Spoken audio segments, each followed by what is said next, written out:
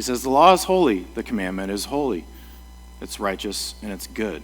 It's not that God gave us something that was broken, that was meant to destroy us. It's we misunderstood it. We took it for our own ability to do something good, and really we don't have that ability to do it. So Paul recaps all of this in verse 13.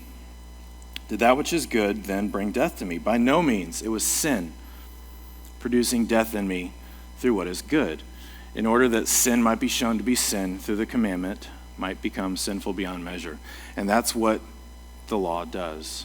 It takes our sin, says this is sin, so now you're a sinful rebel in defiance of a holy, righteous God, and basically we're depraved and broken. And it might become sinful beyond measure. The good news is, the Bible says that where sin abounds, grace abounds all the more. So the good news is that as our sin grows through the law, as we see our guilt and shame, the grace of God is way more than enough to cover it. Our desperate need of Jesus fulfills all of the brokenness in us. So the law was meant to be a reflection of the darkness that hides inside of all of us.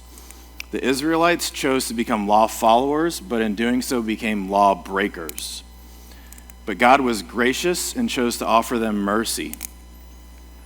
If you look at Romans 8, 3 through 4, it says, "For God has done what the law, weakened by the flesh, could not do.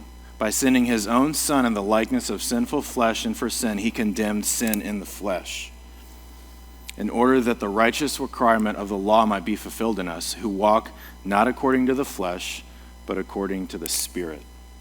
It's through Jesus that we find our hope. Jesus is the fulfillment of the law. He came and upheld every single tenet of it.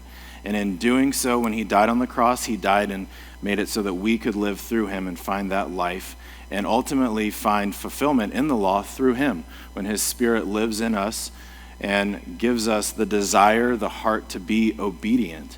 We don't become obedient and then get grace. God gives us grace, and through love and through loving God, we become obedient because we love him more every day.